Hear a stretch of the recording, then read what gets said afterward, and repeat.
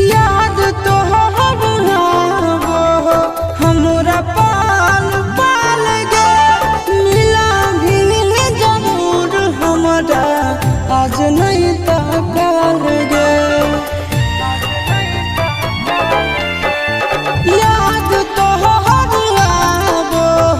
हमरा पाल पाल गे मिला भी जरूर हमरा आज नहीं तकाल गे।